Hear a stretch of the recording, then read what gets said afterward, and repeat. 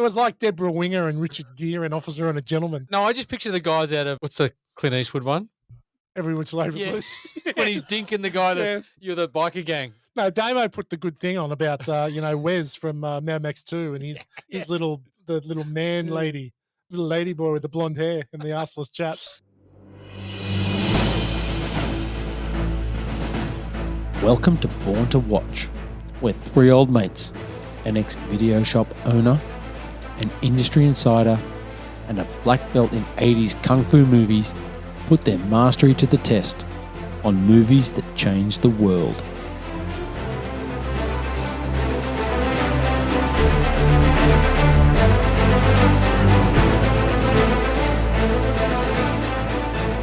Hey there, fellow watchers. It's that time of the week again. It's Born to Watch time.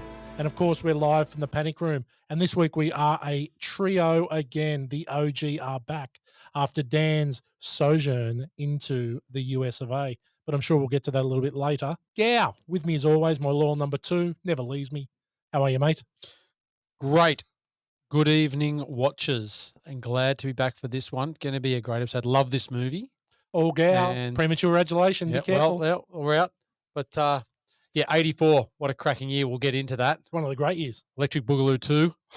Yeah. One of the great times. Don't shoot your load this quick. Just chill. Just chill. And back and on the land and looking $1 million is Dan. How are you, mate? Welcome. Gents, good to see you. A big couple of weeks on the land, but not my land. It was the big old lands of the US of A for the last couple of weeks. So, yeah, I went over there to meet my agent, my people, discuss a few projects, and actually to lobby the Academy as well. We talked about my inclusion in next year's Oscars voting. So can't say it went very well, but you never know how it's going to turn out. And not a lot of interest for Don Brennan at this stage. My short story about the cricketing kids. So, yeah, but it was good to get over there. I met some of the fans as well, caught up with Dougie, caught up with Star Wars bra, yep, rooted her, so that was good. And then I took some time off. We had like when I say rooted her, we had like a mini Comic Con. It was like big watch con, and I did a keynote speech, and it was the two of them, and then I rooted her. So I took some time off.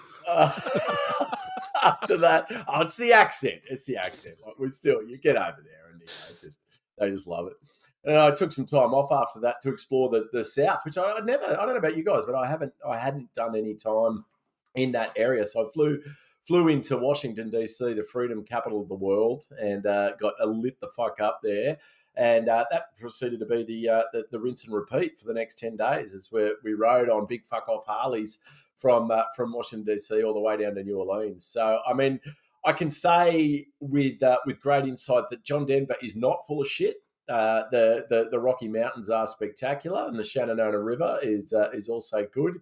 I'm big in Memphis, so I've got a bit of a following in Memphis these days. I cut absolutely sick at Biker Night on Wednesday with some African American friends of mine, and just had a good old time all the way down to New Orleans. But highlights were many, but not dying was definitely the major highlight for me. But Nashville, spectacular. I don't know if listeners, if you are looking for something different, then highly recommend it. I'll tell you where not to go is Mississippi.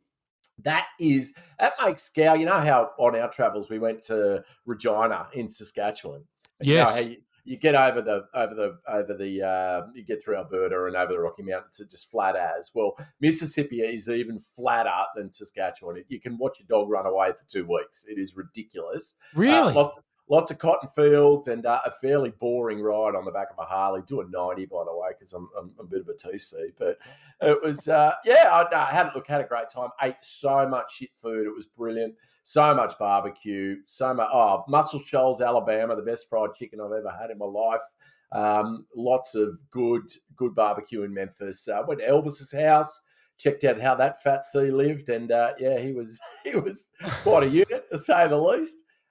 So a good couple of weeks, but don't know that I'll make it onto the voting panel for the Oscars next year.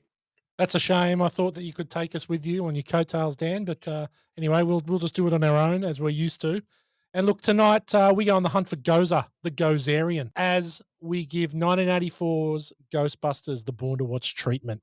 This is the movie that essentially birthed the supernatural comedy. And even the death of a possible lead character couldn't derail the juggernaut. And as I've spoken about before on this podcast, this is probably the first major cinema experience where I actually had a choice on what I got to go and see. Saw it 7 times in the cinema, and it was a joy every single time. When did you guys first see Ghostbusters? I think I saw it straight away. I can't remember, but definitely right when it was out. Saw it in the cinema? I would believe I did, yeah. Yeah. Morgs? It was very difficult. I'm not sure. All I thought about was you seeing it 7 times at Warringah Mall Cinemas. And I don't know that I saw it in 84. I remember, I think we spoke about it a couple of pods ago, but the Ray Parker Jr. song, it was played on morning TV, like it just as a filler. So I knew all about it, but I don't know if I saw it in the movies or it was a little bit later on, but obviously seen it many times since. And it was great revisiting it. It had been some time since I've seen it, and it was definitely like sticking on a old pair of undies. It felt really good. Your undies or my undies? They were in the cellophane. They weren't actually yours yet, so they're only yours if you worn them. So. Oh, wow. Objection, Your Honour. Anyway, look, as a 9-year-old, this movie is the perfect mix of humour and scares. And at the time, the special effects were obviously next level. Look, ultimately lovable characters. It's a movie that's really stood the test of time, spurned a direct sequel, a reimagining, which we shall never talk about ever again. And then, of course, the reboot, which is actually not a bad movie, Afterlife. I actually think this movie is as good today as what it was in 1984. Yeah. Anyway. I agree with you. And look, it's because it appeals to everybody. It appeals to you when you're a 9-year-old kid. Yeah. It still appeals to you when you're an adult. There's enough in there for adults to love. Oh, I think there's so much in it the older you get. Yeah. And that's obviously the Bill Murray, the Saturday Night Live humor that you get along the way. But there is, even today, I was watching a little bit before I came into the studio, and I just picked up a couple of things that, very sly comments I just pissing myself laughing. There's some really funny one-liners in there that you forget. And there's so many, and a lot of them go to Bill Murray in the movie. Of course. Even though the other two wrote it, Yep. he gets a lot of the good lines in this. Yeah, absolutely. Look, as always, it's we like to give ourselves a little bit of self-congratulations, and we've got a couple today. And we've got one from a first time. Wait. Before you start, can I predict there's got to be a few that were wondering what the F was going on with Avatar, and I wasn't part of the pod. So there's got to be, half a dozen of people just There's been none. There's been none. In fact, the silence was golden, and the silence was also deafening. And there were some concerns by the perp about your lack of appearance in the last episode. Good on you, She's perp. very disappointed that you weren't there. Yeah. She'll be almost heartbreaking to hear that you slayed Star Wars bra whilst in the US. And probably, though, she's probably also a little bit excited that, if that's the going rate, then maybe she's not too far off the mark. Any feedback for Damo? Damo always gets a lot of feedback. Yeah. It's usually from him. He sent through a couple of text messages saying about how good he thought he went. How did he go? Yeah. Nailed it. Yeah, he's good. He came off the bench as his head taped. He had the liniment on. He was ready to go, and he brought his A game as usual. Charge it up. Yeah, he did. Solid. Gow and him, played a little trick on me, and which if you listen to the podcast that you aren't on, Daniel, you'd hear that. But why would I listen to the podcast? We talked about the travels Damo and I've had. Good switch. The Oberon, we've been to Oberon. Okay, so anyway, a minute of self-congratulations, and this is from a new messenger, and I'll paraphrase a bit here. But look, it says that, Whitey, send me your email. I have a spreadsheet for you to easily work out the rating unless you're trying to be funny, in which case, well played. It comes across very realistic. It's realistic, all right. It keeps loving the podcast. A podcast for the everyman, offering insight and reflection that leads you to relive the greatest movies and moments, delivered with just the right combination of wit and shit talk to leave you in stitches. 2 thumbs up, Keith McNobb.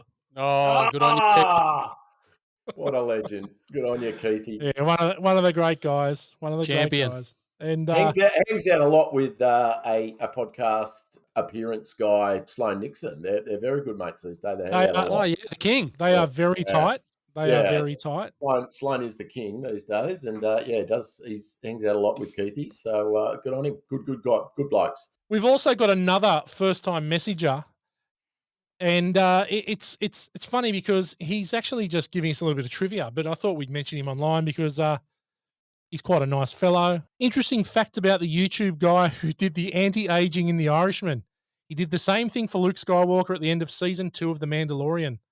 Lucasfilm saw it and then hired him. That's why Skywalker looked so much better in the Book of Boba Fett. Keep up the good work, Matt G and team. Oh, Matt Love G it. and That's team. that's from Tree. That's from Tree. The big unit. There you go. Yeah, right. What a champion. Good fella. Yeah, good fella, Tree. Another good Even though fella. he smashed me on the golf course. Yes, he did. He actually played quite well that first round. did. He was pretty awful after that. Smoked it. Also, look, a week wouldn't go by without a message from the Purple, and I've actually just got one while we were sitting here talking, so she must know something's going a bit. Left my run a bit late this week. I like to be well ahead so I can take notes, but I'm going to watch Ghostbusters, and I don't think I've seen this one for at least 20 years. But when it came out in 1984, I was 16 and saw it at the movies. I think more than once. I was so obsessed with Ray Parker Jr. I want a signed copy of a 12-inch single of the song he brought out after Ghostbusters. I hope it was a 12-inch single. It was fucking dreadful. Anywho, brownies are cooking, as is the caramel slice, so it's time to relax and remember 1984. Stay gold, pony boy. Great work, Perp. We love the keep sending them purple. Love the Perp. Okay, Gal, why don't you tell us a little bit about Ghostbusters? All right. They're here to save the world. Gaggles of little green ghosts, spooks, and a host of paranormal occurrences are on the rampage in New York City.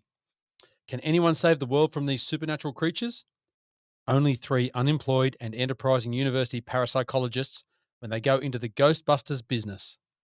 Armed with ectoplasmic swats and patented booby traps, they walk a fine line between scientific ingenuity and lunacy in their quest to rid the city of the slimy, haunting monsters.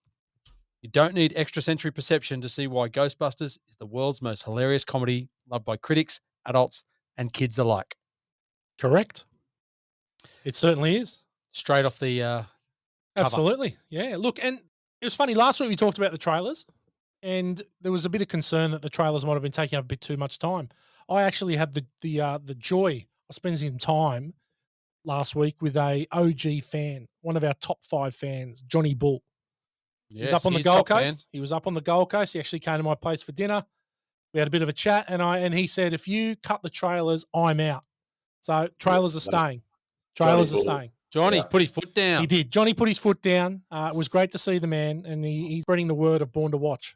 We don't want to get him offside. We don't want to get him offside. No. Leave the trailers as is. So, in saying that, here's the trailer. Thank you, John.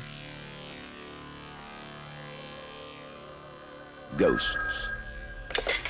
Hello, Ghostbusters. They're real. You do? You have? They're here.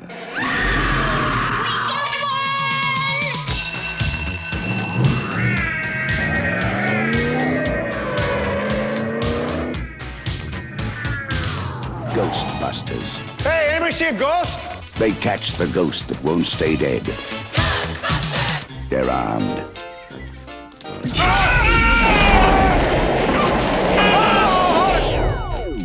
They're dangerous. Try to imagine all life as you know it stopping instantaneously and every molecule in your body exploding at the speed of light. All right, that's bad. Okay. All right, important safety tip. Thanks, Egon. They're professionals. Oh, I'm the chairman of the largest paranormal removal company in America. You see it? They're all that stands between you and the end of the world. The city is headed for a disaster of biblical proportion. Real wrath of God type stuff. Exactly. Fire and brimstone coming down from the sky. Human sacrifice, dogs and cats living together, mass hysteria. Your girlfriend lives in the corner penthouse of Spook Central. You want this body? Is this a trick question?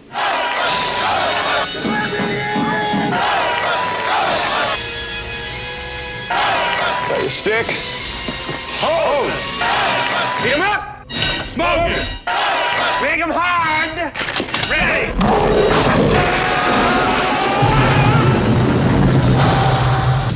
Ghostbusters.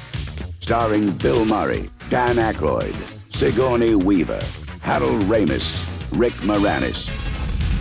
Coming to save the world. Who you gonna call? Ghostbusters. We came, we saw, we kicked it. Now, Gal, you made a good point there about this movie being loved by critics and everyone alike, because this rates really well.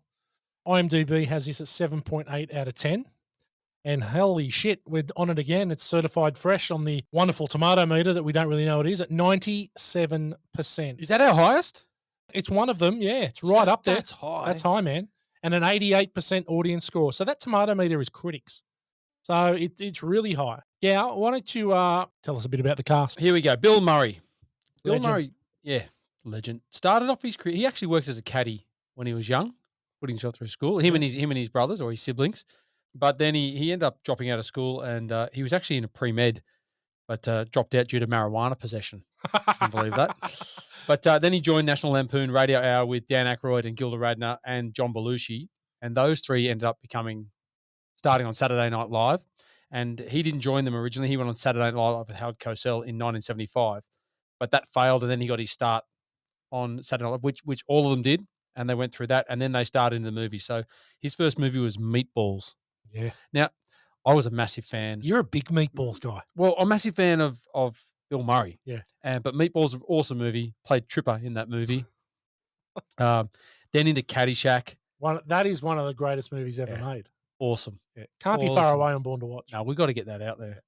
In 1980. Then Stripes, another cracking movie. I watched that about 3 weeks ago. Same. I watched it about 3 weeks ago as well. It's it's like great two movie. movies in one. It's really good.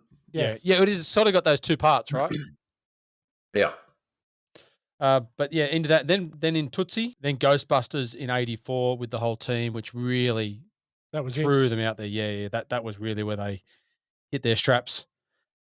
He's been in a ton of movies. The Razor's Edge. Another one favorite here of some people in this team, Little Shop of Horrors. Yeah. He plays a couple of stars of that show. He plays the here. patient of the dentist. Yeah, he does. Yeah. Arthur When I was Denton. younger, just a bad little kid. Yeah. My mum knows funny things I did. Going, Gal. Good time. Do a line from the tree, Gal. The tree was the best part of that whole thing. Feed me Seymour. Feed me all night long. That's right, kid. You can do it. So Born to Watchers, we were actually in a musical together back in about 1991, and we all had some big parts, and Gow had the biggest part. He was the tree, and he was fucking excellent at it. And It was Audrey too. Yeah. He played Audrey too. He was very good. If you know the movie, he was excellent. Yeah. So, and Whitey hocked a massive loogie up on stage every night, and I think that brought the house down. Certainly. Didn't you play the wino? I played I played the hobo. Yeah. I went on to bigger and better things though. Oh yeah, Captain Von Trapp the next year. You know, yeah, lead. Took it all the way. 16 going on 17. Shout out to Fluff. Fluff's he's a big fan of Born to Watch. Will hate us calling him Fluff. Yeah. Oh, sorry, David. Dave. Sorry. We got to look after our OG. So, David, welcome. Another legend. Then into Ghostbusters 2. What about Bob in 91? Groundhog Day. Yeah, it's a good movie. Really good movie. A great role. Yeah. And again, that's directed by Harold Ramis. Yes. Yep. Yes. Harold Ramis wrote and produced a lot of these movies. Yeah. It's prolific. He was, he was excellent. Big loss. Unreal. Yeah, big loss. But Mad Dog and Glory, Kingpin, great role in Kingpin. His hair in Kingpin is next level. Ernie McCracken. Oh, God. Yeah, it's the best. His hair is the best. Oh, my God. Can you believe Kingpin is 25 years old? Oh, no, it's crazy. That's ridiculous. Yeah. Space Jam, Wild Things. Ooh. Charlie's Angels with Bosley and Charlie's Angels, Bosley, of course. Yeah. And then Lost in Translation. I'll leave that to you guys. One of Dan's favourites. What'd you think of that, Cow? Yeah, awesome. Sophia Coppola. Direction was excellent. How many times have you seen it, Cow? Tons. I couldn't even tell you. It's got 0 in the end, doesn't it? It's got a 0. Yeah. So Born to Watch 10, that's actually one of my favourite films ever, and it will never get done on this podcast. No. That's not fair. That's not. We did say we might do it so that we have some serious conflict in the studio. To be fair, he got a BAFTA and a Golden Globe as Best Actor for Lost in Translation. Yeah. It's a really good role. Yeah, he does good. And Sophia Coppola actually wrote that role for him, with him in mind for that role. So. Yeah. She wasn't even sure if he was going to turn up, because he didn't. When you book Bill Murray, you just leave a voicemail, and he doesn't actually get back to you. So she turned up, and they were doing all the pre scoping out all the locations and everything in Japan, and they did it guerrilla style over there too. They didn't get permits or anything, and literally a week before the shoot, he still hadn't confirmed whether he was coming or if he's going to turn up. So it would have been a little bit scary when your whole movie's written around a character that you don't know is actually going to turn up to your movie. Well, I think the deciding vote came down to he got to drink all the Japanese scotch. Which, Japanese whiskey is fantastic. Yeah. So, yes. But couple of sliding doors moments for Bill Murray. I like a bit of sliding doors. He was considered for the role of Detective John Kimball. Oh, Kindergarten Cop. Kindergarten Cop. Oh. Which obviously went to Arnie. Oh. But ironically, Arnie was actually going to be in this movie. Was Dr. he? Peter Venkman. Yeah, he was, Morgs. Yeah. Arnie was considered up for for the Dr. role. Peter Venkman.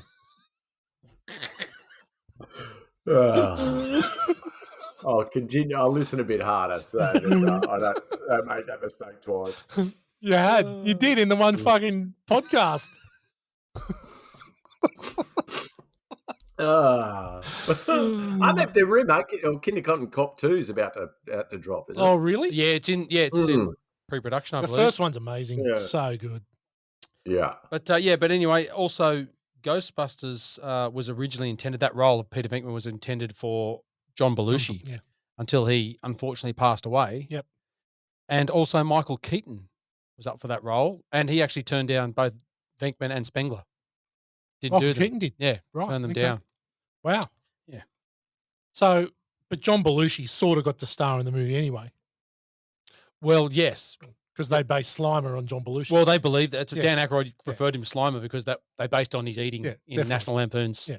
Animal House. Yeah, very funny. But yeah, Bill Murray was actually up for the role of Ted Stryker in Airplane. Really? In Flying High? Oh, Flying High. Yeah, Sorry, yeah. it's Flying High here. Yeah. Yeah. That's Lloyd Bridges, isn't it? Yes, Ted Stryker. yes. And turned down the lead role in Big to star in Scrooge. Oh, no shit. Yeah, turned it down because he right. had Scrooged on, so he turned that down. Wow. Yeah. Oh, that was a bit of a miss. Scrooge sucks balls. Scrooge did pretty well, I though. don't I think. mind Scrooge. Scrooge And I is think all he right. did well for his career, though. Yeah. I don't think it hampered him, but yeah. I would have liked seeing him in Big, though. I mean, Tom Hanks is Yeah. great. It's a different but, movie. It's a different movie with yeah. Bill Murray in it. Yeah. I think Big was nominated for an Academy Award. I think Yeah, it was nominated for Best yeah. Picture. It could have been, yeah. Yeah. Actually, it was. I think it was. Yeah, you're right. It's good. Enjoyable flick. That's something I've got to watch with the kids, actually. Actually, yeah, absolutely. Yeah. Anyway, we'll move on to Dan Aykroyd. Dan Aykroyd, as we said, he got his start in writing, performing on SNL, Saturday Night Live, in '76 with the rest of the team, and then first movie role was the Blues Brothers, as Elwood Blues in 1980. Dan introduced me to the Blues Brothers. That was a Dan Morgan movie. I still like it, and our friend of the podcast, Nick Torpy, thinks I'm the world's biggest trog for liking that movie, but I enjoy it. So, and they were on the bags so big during the filming of that thing. All of them just off the shops the whole Carrie time. Fisher. So Carrie Fisher was probably the worst. Carrie Fisher just lit the F up. So good. I enjoy going back to it. Sorry, Tops. It's not a bad movie, actually. I like it. It's a great soundtrack. Yeah. Yeah. Really How good's stuff. Ray Charles in the diner? Yeah, awesome. Oh, so good. All those little cameos now, man. There are some cameos. Just sensational. So, yeah. No, good. Worth a revisit. Blues Brothers 2000, worth avoiding. Yeah, worth avoiding. Oh, I love John Should avoid Goodman. it. I think John Goodman is fantastic. Great character actor, great jobbing actor. Really enjoyed him in Treme until they killed him off, or he killed himself off in the show. Do you guys enjoy Treme? I did watch Treme. Thank you, Daniel. I know you're trying to catch me out here. Anyway, I did watch Treme. I was obviously just in New Orleans, so I just made of course, sure that yeah, went and retraced the steps of the Treme cast and John Goodman, where he took in his favourite performances. But John Goodman, great. Treme, yeah. Right. Morgs sucks. Yeah, he does. David Simon, come on, you're better than that guy. It's like Morgs' tremolo on his bass. I thought it had something to do with hairdressing.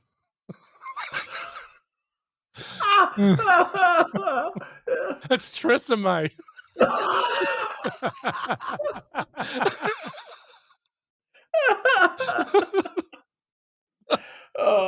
Oh, so good. Anyway, he was in Dr. Detroit in 83, and then Doctor Detroit. and then into Trading Places as Lewis. Do you guys remember a film called The Fish That Ate Pittsburgh? No, mate, don't recall it. Well, check it out. Yeah, it's one of those films that when we were attackers and I couldn't sleep, I'd get up and flick it onto Channel 9. We had 4 channels, of course, so there wasn't much variety. But for whatever reason, on multiple occasions, I'd flick it on past midnight, and this Fish That Ate Pittsburgh movie was on, and it stayed with me for at our youth, but has absolutely nothing to do with the topic. I just thought of it. Excellent. Yeah, thanks. I wonder if we'll keep that in. Oh, we're keeping it in. We need people to see the real fucking Dan, and there it is. What a segue. See, people, watchers, see what we fucking put up with. Right? That's it. Anyway, Trading Places. Lewis Winthorpe III, favourite of Sloane Nixon's, that movie. It's a good movie. Yes. It is a cracking Jamie Lee Curtis is a 15 out of 10 in that movie. Yeah, good sort. Great sort. Yeah, good. Then into Ghostbusters, Spies Like Us. That's with Chevy Chase. Yes. Yeah. Played Austin Milbarge. Had some great names in movies. He did actually. Dragnet. Played Friday in Dragnet. Yeah, that's with My Tom Stepmother's an Alien. Ghostbusters 2, Driving Miss Daisy. Played Booley Worthen. My Girl, Harry Sultanfuss, Hanks. 91. He's the dad. He's sad movie. He's Anna Chumsky's dad or whatever, isn't he? Yes. I think. Yep. Did you like her in Veep? It was good seeing her as a child actor not falling completely off the radar. Oh, in Veep. Yeah, Veep's excellent good. in Veep. Yeah, she's good. Mm. Yeah, awesome. How good a sort is Elaine? I can't think of her name. Julia Louis-Dreyfus. Yeah. Oh my god, she's like 65. Yeah, she's a great sort. 15. Yeah, Yeah, fit as. amazing. Mm. Do you know? I think you've Fit as. fit as. You like that? Fit as, bro. Fit as, bro. She's really fit. Oh, you're fit, but my gosh, don't you know it? Yeah, I think you might have missed him as a cameo in Indiana Jones and the Temple of Doom. Dan Aykroyd. Yeah. He's the guy who helps put Indy and what's the bird's name? Steven Spielberg's wife. What's her name in the bloody Kate Capshaw. Sure, but what's her name? I forget what her name is in the movie. But puts them on the plane, and then the doors close, and it's like That's Dan Aykroyd. Lao She. Lao She. Lao She, and that's Dan Aykroyd. That's like the comment. The No more parachute. yeah, yeah. That's not Dan Aykroyd. Yeah. That's Short Round. Yeah. Right. But yeah, he's also in Sneakers in 92. That's a good movie too, Rob Redford. It is. I haven't seen that for a while. It's a great movie. I think I watched that about a year ago. It's really good. Yeah. He's in Chaplin, Coneheads, big role in Coneheads. It's a bad movie though. Yeah. Did pretty well though, didn't it? Yeah. So Coneheads was a sketch on Saturday Night Live. and, Yeah. It didn't translate to 2 hours. So no. In Tommy Boy with Chris Farley in 95, Sergeant Bilko, Pearl Harbor, 2001. You're only at 95? Fucking Well, hell. He doesn't do much. He doesn't do much after that. Then he's in 51st. He went and made that sick vodka, the Skull vodka, and just he did the turned into vodka, a multi-bazillionaire. Yeah, and he's Canadian, so he doesn't really care. But he's amazing in 51st Dates. He plays Drew Barrymore's dad. Yes. Oh, no, he doesn't. he's the doctor. He plays the doctor. He's the That's doctor. right. Plays the doctor, and he's having the back and forth with Sean Astin about the steroids. Yeah, about the steroids. It's really funny. And then, I now pronounce you Chuck and Larry. Awful. Haven't Awful. seen it. That wasn't that a rip-off of It's Sandler and Kevin James, I think. It is. That's who it is. awful. The fireman, Awful. I think. It's awful. I watched like I'm 24 minutes. I'm thinking of Tu Wong Fu, Thanks for Everything, Julie Newmar, Julie which is Newmar. a rip-off of the Priscilla Queen of the Desert. Yeah, that's Patrick Swayze. Yeah. She like And Wesley Snipes, Through My Trees. she rising night. She's not close to me. Can't look in her eyes. She's out of my league. Just a fool to believe. I have anything she needs. She's like the wind. She's like the wind. Oh, rest Anyway. in peace, Patrick Swayze. What a boss. Yeah. All right, back to that. He wrote, we talked about that he's a writer. He wrote The Blues Brothers. He wrote Coneheads, obviously coming out of the sketch from Saturday Night Live, Ghostbusters and Ghostbusters 2, Spies Like Us, Dragnet, and Blues Brothers 2000. His original idea for Ghostbusters was set in the future, whereas an army of Ghostbusters fought hordes of different ghosts. Yeah. Which thankfully got Ooh. the And boot. Ecto 1 was a spaceship. Yeah. Yep. But here's a fact for you. Him and John Belushi were supposed to play the lead roles in An American Werewolf in London. Oh, no shit. Yep. Wow. Yep. But Saturday Night Live said, nah, pulled the pin on You them. know what? It's a different movie with them. I don't think it works. Oh, you, Well, yeah, you don't need. I don't think it works. Yeah. A little old lady got mutilated late last night. Best lyric in the whole of pop music. Yeah. Good. But Warren Zevon, Werewolves of London. Werewolves of London. Okay, good one. is he on the second bottle? No, he's Nah, but he's still on the well into the first. first. He's well I'm into the not- first. But but anyway, they wanted to use new faces in the end. So those two were up for it, which would have been a very different movie. And that's a cracking Are movie. you So still on Dan Aykroyd? Yeah, Fuck, it we- feels like an hour ago. and one for Whitey. We're getting to 1 degree here. He was considered for the Michael Douglas's role in Fatal Attraction. Oh, it's 1 degree. Well, maybe we're doing 1 degree of fatal We attraction. don't need to because it's So already could it's always just- there. Just for the listeners, because it's topical. So you went and saw Ghostbusters 7 times at the cinema. How many times did you see Fatal I Attraction? saw fatal attraction once at the cinema. In 1987 as Yes. a A 10-year-old. 12-year-old in 12-year-old. 87. Yeah, Right, 12-year-old. okay. Yeah. And there was Right. quite a few people in the cinema. It was like a half full cinema, and I was in there on my Neville watching Fatal Attraction. What excited you? Was it what about the poster? Which bit? Oh that- no, well I think it No. was just like I just like going to see movies in the school holidays. Like I was got no mates back when I was 12 because I 'Cause you made them eat white dog shit. that's it. I'd ostracized myself. I was blue and ostracized like in He went and did Avatar. that. Then he just got the bus down to Brookie. I did. Then I get on the bus. Du-du-du. Yeah, and some people walk to Brookie, and other people get the bus to Brookie. And I would get the bus to Brookie and see my mum at work in Old Pittwater Road, and I'd go through the factories and $4.50 ticket. It's fair to say Colleen's implicated in this. So For sure, it's poor parenting on yeah. her behalf. Yeah. She doesn't listen, so I can say she was a shit mum. All her fault. Dan Aykroyd was also considered for the role of Alan Parrish in Jumanji that went to Robin Williams. Okay, yeah. What are you laughing at? Me? I don't know what he's laughing at. There's no way to explain this on a podcast, so I'll just laugh to myself. All right, next up is Sigourney Weaver. Now, we went through Sigourney Weaver's backlog last week. yeah. Back catalogue, yeah. So I don't know if we need to go through it all Probably again. not. We can leave that. We love Sigourney. Suffice to say, she's great. She's been in Ghostbusters. She's been in Aliens. Shit runner. Yeah. Yep. Terrible runner. Great actress. Yep. Do you think it was? A weird choice as the love interest though? Because she was coming off 84, so she's done Alien. She done Eyewitness. She Dangerously, and then into Ghostbusters, basically. Yeah. I wouldn't call her like it. I don't know. It seems a strange choice. I think she's excellent in the movie, but she's not.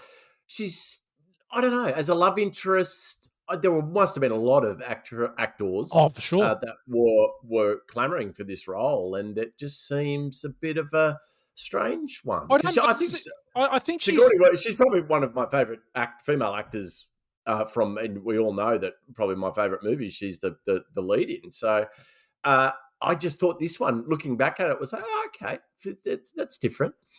Yeah, I think she fits the role because she's educated, she's a musician, she's a bit hoity-toity. I think she actually fits the role, and she's actually quite strikingly beautiful. There was one scene today, I was watching it tonight, where she's trying to sneak past the door of Rick Moranis when he's having the party, and I saw her in that light and in that sort of scene there. I was like, yeah, she's really quite strikingly beautiful.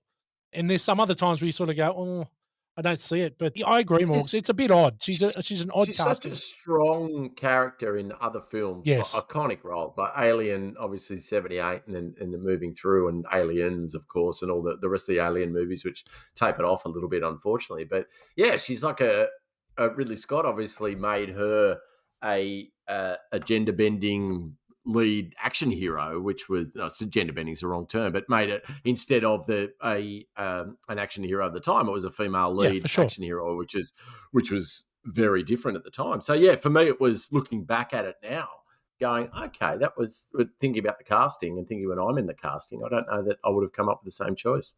Yeah, I can't disagree with you, Dan. I really can't. Yet again, she was considered for the role of Alex Forrest in Fatal Attraction, Whitey. Oh, Glenn really? Close's role, yep. Right. Oh, see, I can see that. Yeah, I can see that. She was also considered for the role of Ellie Sattler in Jurassic Park, which went to Laura Dern.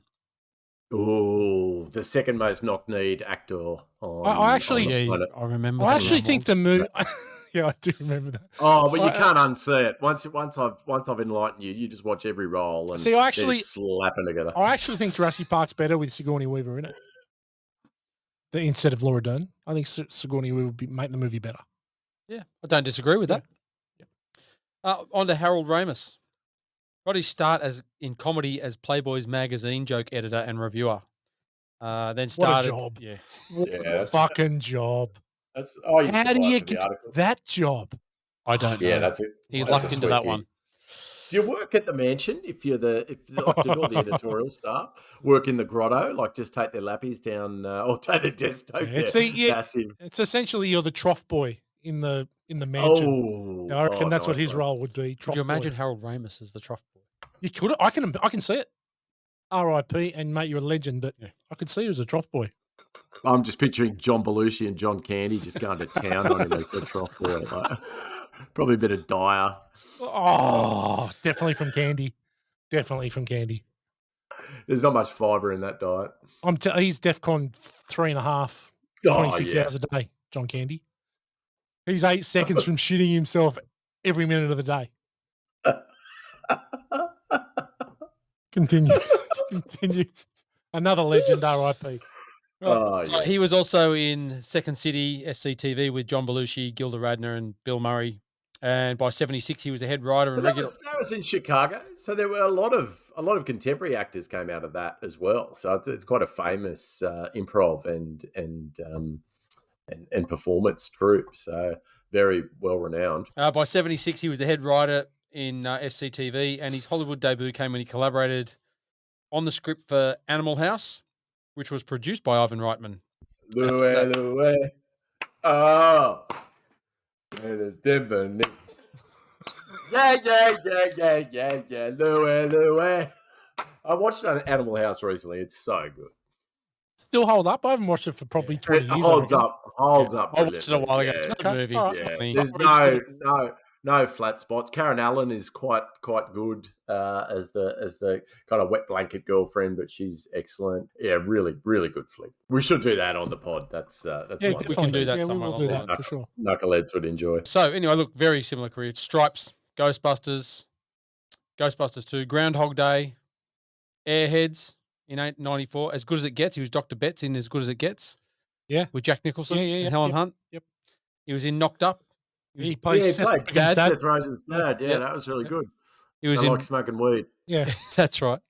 He was in Walk Hard, the Dewey Cox story. John C. Reilly. Yeah. But his writing credits include Animal House, Meatballs, Caddyshack, Stripes, Ghostbusters, Back to School. He wrote Back to School. Back to School. Rodney Dangerfield.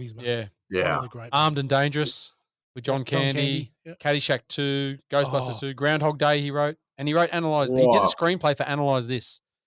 Wow. Which is De Niro. Prolific, yeah. As a writer, I dips my lid to our fallen comrade there, Harold Ramis. So well played, young man. But yeah, him and Bill Murray actually fell out during Groundhog Day. They did, yes. And then differing views on the film. Bill Murray was a cock though, wasn't he? Bill Murray was carrying on like a pork chop. Yeah. On the set of Ghostbusters, I think it was Dan Aykroyd called him Murricane because of his mood swings, massive mood swings. Yeah. Well, I think Harold Ramis just had enough on Groundhog Day, and then they just didn't talk up until when Harold Ramis died. Yeah, I think it was on his deathbed. He spoke before he died. That would have been a tough shoot, though, Groundhog Day, as an actor trying to stay in character for the multiple takes. Like, that would have been hell. Yeah. And plus learning all those skills, like How do you learn to like ice sculpt? That'd be really difficult. I play the piano. Yeah, Mayers, he was under the pump. He's method.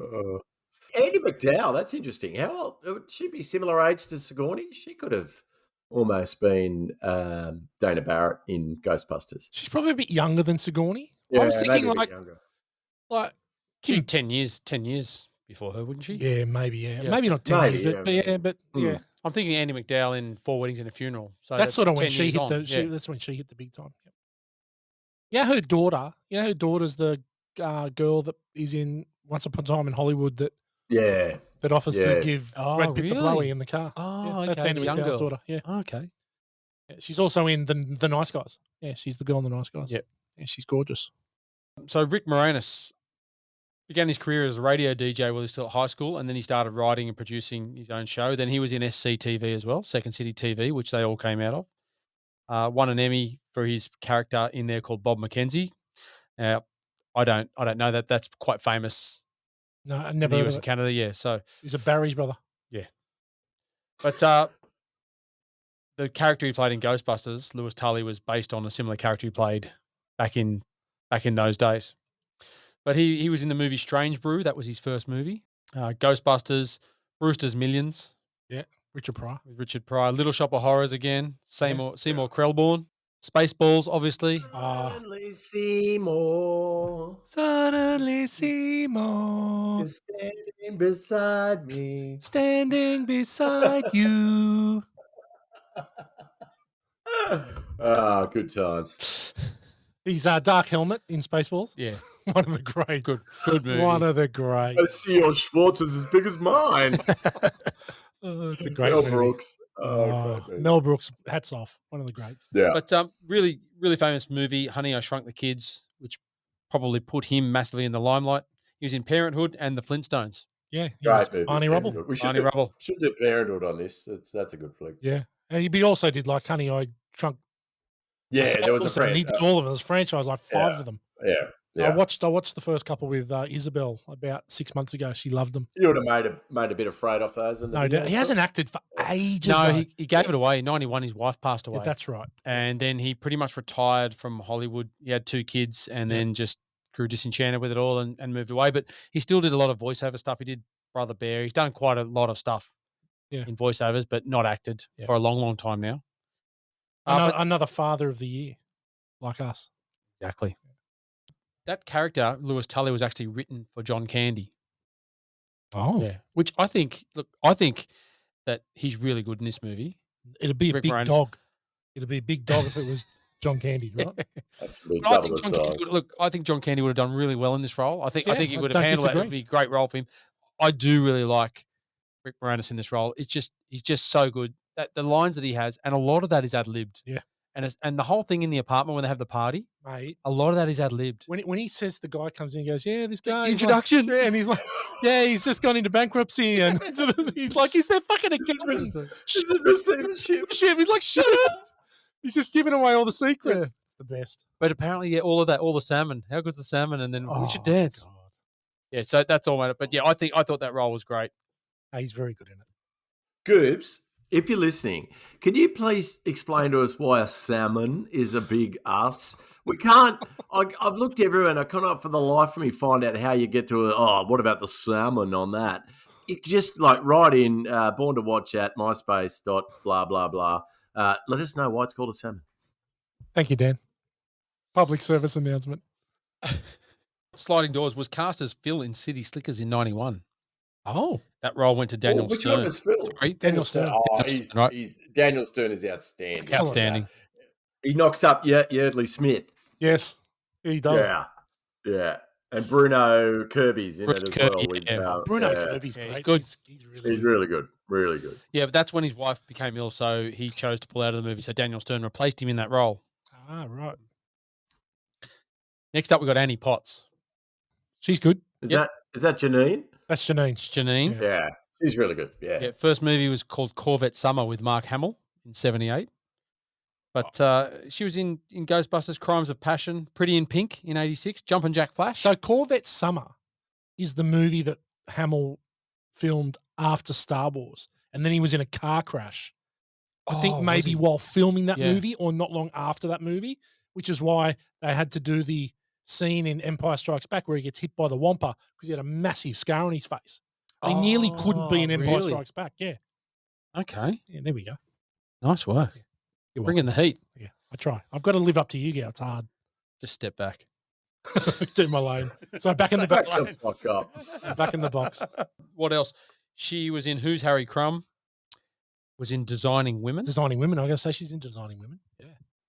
We're going to go here again. She was up for Alex Forrest in Fatal Attraction. Wow. She was as well. Yeah, I wouldn't. Yeah, nah. She Not- dropped out doesn't look- to star in Designing Women. Yeah. The That was TV a show. massive show. Massive show. In the Yeah, 80s, massive show. Designing Women. So she missed out in that role too. She's a good sword, Annie Potts. She could have done it. Yeah. She could have. She's probably not psycho enough like Glenn Close No. for Fatal Attraction. I don't know if she to could play have done that. Alex. She I couldn't have did been like Alex. that movie. It's the curly hair. Got to be careful with the curly hair. Look, the other role. Ghostbusters, what do you want? Yeah, she's very that's good. it. She's very good. She's got some good lines in the movie. I didn't know this, and I didn't think about it. Have you guys seen Young Sheldon? You know the spin-off. Yeah, a little bit. Seen a little bit, and obviously Mima is that's his grandmother. Yeah. That's Annie Potts in the show. Really? Yeah, In Young Sheldon. in Young Sheldon, and I didn't realize that. I've Yeah. watched that show a few times. It's been on, and I thought I didn't recognize. Obviously, Okay. it's been a long time. Yep. Next up, Ernie Hudson. Coming off his starring role in no, preceding his starring role in Roadhouse. That's right. That's right. Mate, he was in a movie. His start movie was a movie called Leadbelly. He played a character called Archie in '86, and then fair bit of jobbing before he was in the main event. Sorry, he was in the main event earlier than that with Ryan O'Neal and Barbara Streisand in 1979.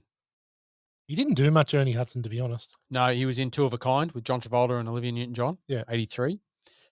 What Leviathan. about how Al from Die Hard was actually a New York City cop before he moved over to the LAPD? He's the guard when they're all in jail He is. in Ghostbusters. He certainly is. so a little bit typecast, poor old Al. Yeah. Mate, he's also in New York City as a limo driver in Crocodile Dundee. That's right. Yeah. He throws the boomerang from the back of the limo. Yeah. So good. Original Val Johnson. Yeah, how good. He's a legend. But he was in Leviathan, The Hand That Rocks the Cradle, The Crow, Oh, Hand That Rocks the Cradle. Miss Congeniality. He was the warden, Leo Glenn in Oz Yes. Yeah, the he- series Ooh, Oz. yeah. It's a great show. in '97. Oz And then is look, brilliant. He had a later role in 2007. He starred as Jackson Jones, and Morgs, JJ. I know that Morgs, you said that some of your movies are in pre-production, but Yeah. is this one you wrote? He's Jackson Jones in a movie called All Hat. It's definitely. I've got a script sitting in my top drawer that's about a guy that wears sick hats. So yeah, definitely could be part of that one. Yeah, but that role was. He's open to listen to this. You're going to go and listen to this about that role. That role was written for Eddie Murphy, Yes. and was going to be a much bigger role. Yep. And there was a whole backstory to it about him being But he was going to be in it from the special start. ops and Yeah, he things was like gonna be in that. it from the start. And then when Eddie Murphy pulled out to film 84. Oh, was Beverly it Hills Beverly Cop. Hills Cop? Yeah, Beverly Hills Cop. Then they took it down, so I don't think Ernie Hudson was too. And he's always too only happy in a with third that. of the movie. Yeah, and he wasn't real Yeah. happy with that. Yeah. Next up, your favourite Whitey, Bill Atherton. Oh, God, I hate Bill Atherton. Two of the biggest dicks in the 1980s he plays. Yeah, he does. Yeah. Which one's the worst? We'll get to that. It's hard. Yeah. It's really difficult, but we'll get to it. But yeah, he was the leading role in Steven Spielberg's debut feature, The Sugarland Express. Yeah, it's 74. with And Goldie apparently- Hawn. Yeah, and apparently did really win that. He was also in another classic I know Born to what it Watch is. movie. What is it? Looking for Mr. Goodbar. Exactly. Exactly. But yeah, Walter Peck in Ghostbusters. He's in No Mercy with Richard Gere in '86, Oh. and then into Die Hard, his other terrible Dick human role. Thornburg. Yeah, Dick Thornburg. What a wanker. Played Bob Gominski in The Pelican Brief, and was in The Last Samurai as well. Oh, really? He would play some, colonial wanker. Yes, exactly. Yeah. So, which one was he worse in? In this or not? Or do you want to This. hold that? Do you want to hold He's that off? word- No, we'll get to him in questions. All right. All right. We'll get to him in questions, which is coming shortly. Now we've touched on the director of this, Ivan Reitman, but here's a little synopsis of his movies: Meatballs, Stripes, Ghostbusters, Legal Eagles, Twins with Danny DeVito and Arnie. Sorry, when I talked about Kindergarten Cop having a sequel later, I meant Twins. Sorry about that. Wonder Watchers. I wasn't a huge fan of Twins, to be honest. I didn't think it was that good. I drink too much. Yeah, it was all right. Yeah. Well, speaking of Kindergarten Cop, he directed and wrote that as well. Yeah, great movie, Kindergarten. He wrote Dave, 6 Days, 7 Nights, Evolution, and Draft Dave's Day. underrated. Yeah. Dave's really good. 6 Days and 7 Nights is fucking heinous. It should be struck off the record. Is that 4 Day and Heish. And Heish. They crashed the plane and they're on the desert island and it's just horrible. Yeah. But Draft Day, good flick. Love Draft Day. Awesome flick. Love Draft Day. You guys are fuckwits. Draft Day is terrible. Love Draft Day, Dan. I like sports movies. That movie. I really like sports movies, but that one is particularly shit house. Love it. I thought it gave you a really good glimpse of how it really works. good. And I thought it was really great. But look, Ivan Reitman was actually the voice of Zool in the Ghostbuster films. Oh. Yeah. Okay. And passed away earlier this year. Yeah. His son directed Ghostbusters Afterlife. Ah, did he? Yep. Nice. And Jason he was around on set to help sort of direct and help him. So it was really cool. Okay. Passing of the torch.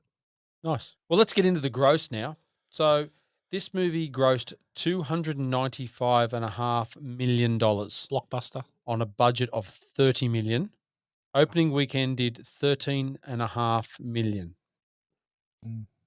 So let's look at that in other 84 movies. Indiana Jones and the Temple of Doom was number one with $333 million. Great movie. Yeah. Beverly Hills Cop came in second, 316. Ghostbusters in third. You know what's good, though, is that 2 out of the top 3 original properties. Doesn't happen anymore. No. Right. But they didn't win all the awards. I mean, Amadeus won Best Picture, Best Director, Best Actor. Sally Field was Best Actress, Places in the Heart, and Best Screenplay. Amadeus won 8 awards. Killing Fields won A Passage to India, Dangerous Moves, Purple Rain. Oh, mate, Prince. Yeah. Vanity's stunning in that movie. But Gremlins was out that year. Karate Kid, Romancing the Stone. Romancing the Stone's a great movie. Police Academy, Footloose, The Terminator. Good year. Yeah, there's a lot of good movies. The Natural. It's funny, Dan, like because when we were talking about the podcast at the very start, when we discussed about what we're going to sort of do, and we talked about 1986 as being the best year in cinema. There's some pretty freaking good years around it as well, isn't there? 84's big. 86 is big though. 87's big. Mate, they're all big. I reckon every year there's a lot. From every year of the 80s, you can almost, there's an argument, and we might actually do an episode on that.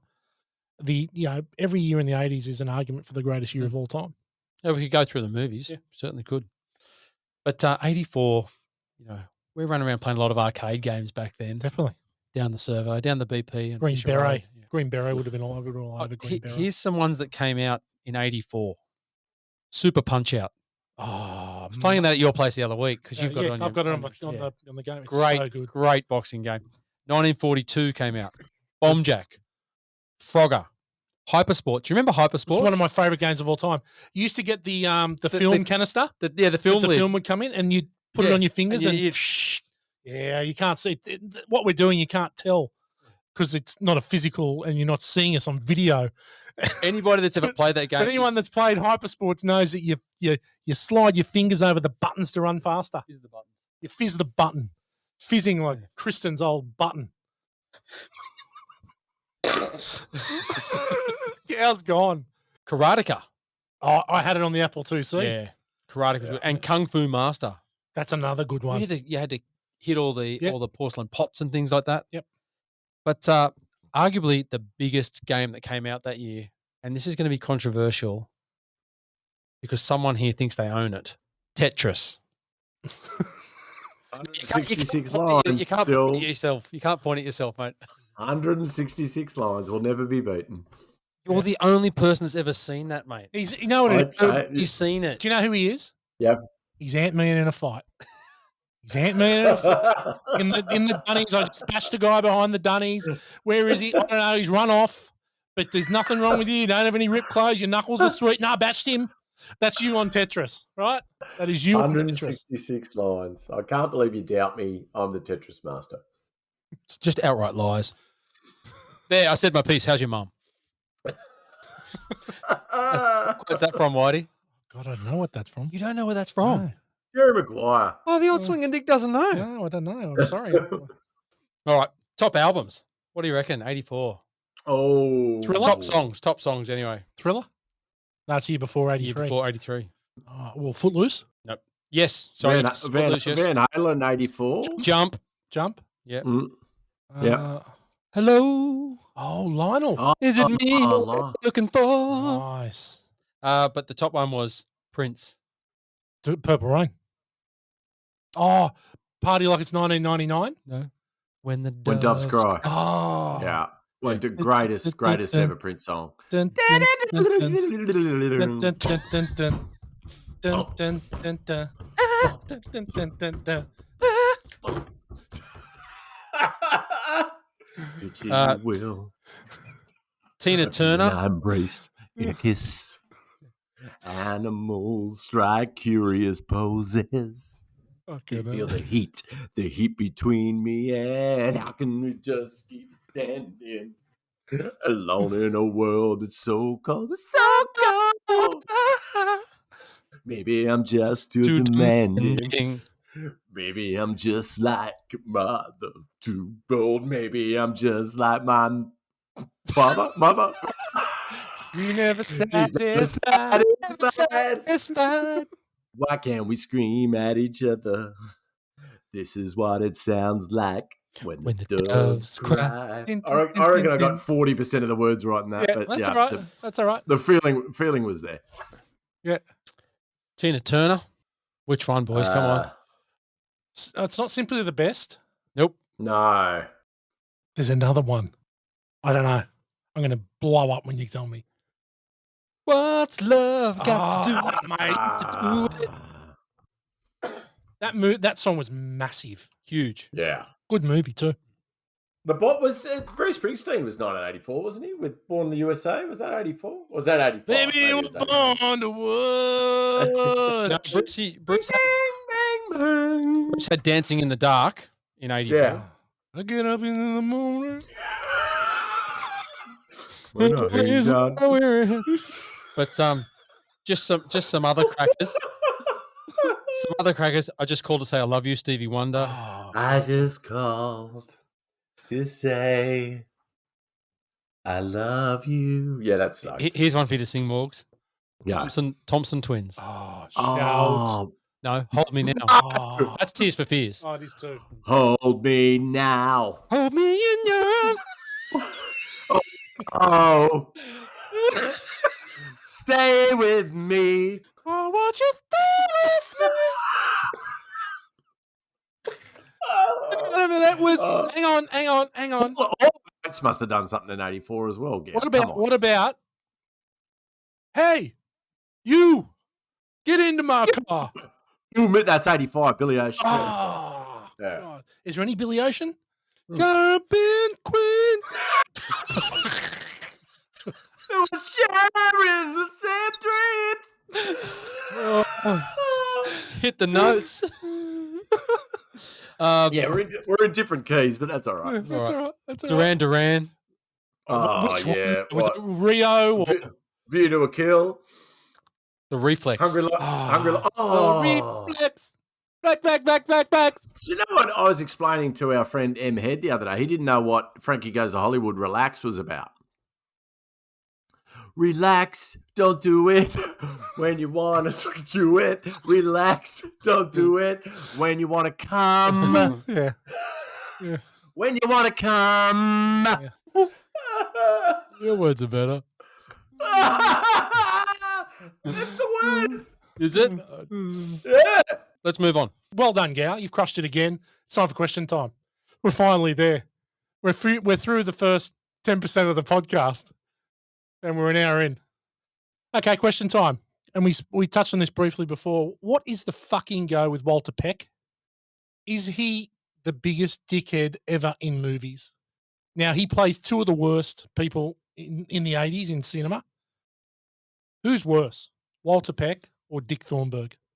Wait, before we go there, I just want to I got those lyrics right. So, relax, don't do it when you want to go to it. Relax, don't do it when you want to come. Relax, don't do it when you want to suck a chew it. Relax, don't do it when you want to come. Down, down, down. Want to come. Down.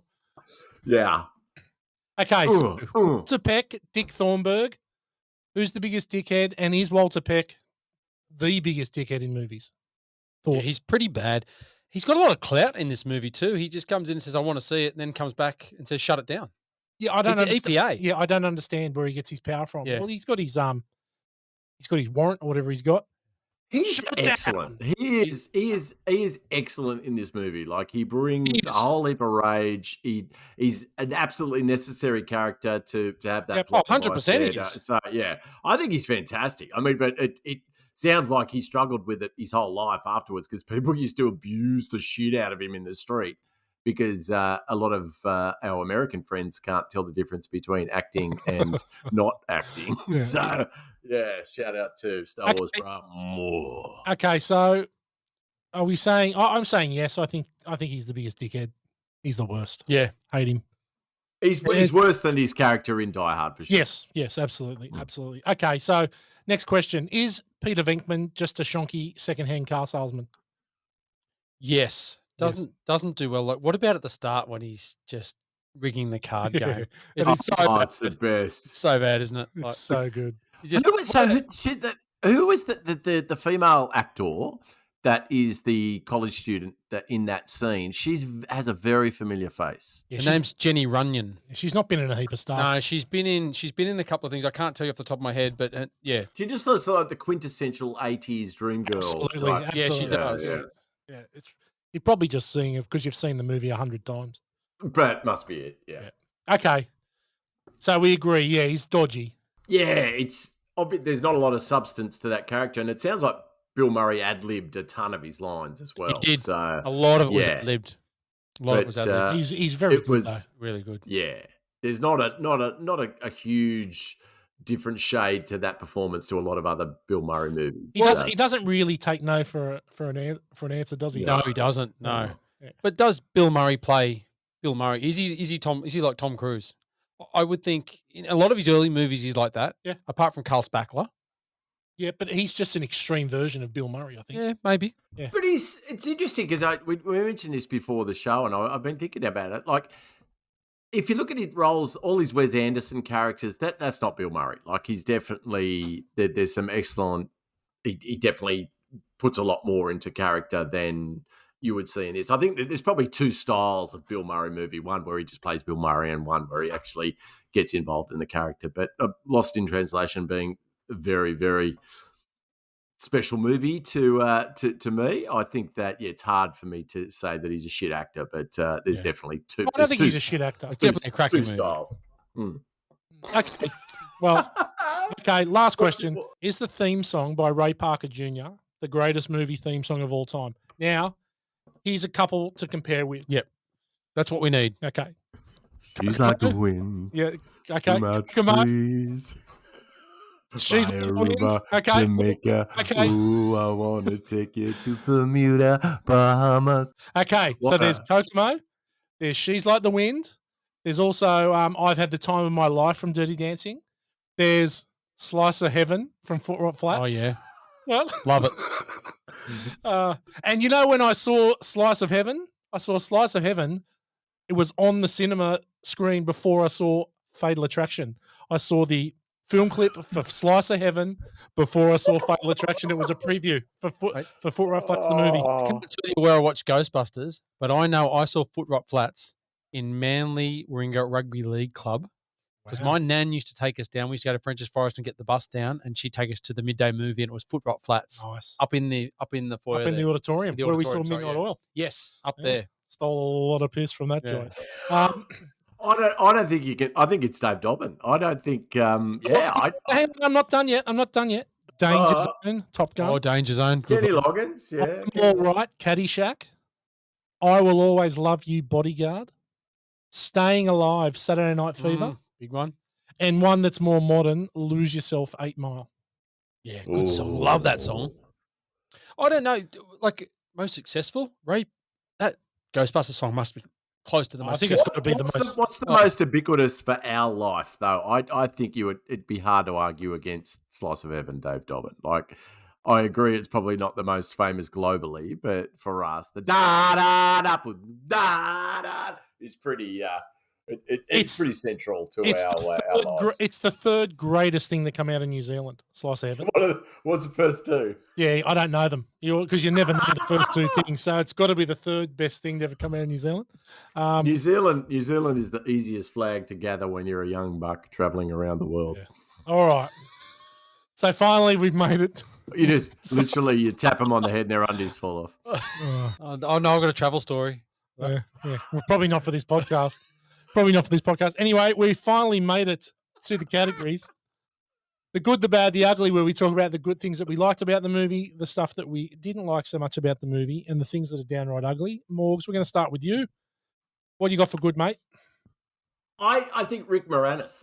When in watching this film back, I was just struck by how brilliant he was in every scene that he's in. He's not in a lot, but Lewis was just a very, very well realised character and funny as balls.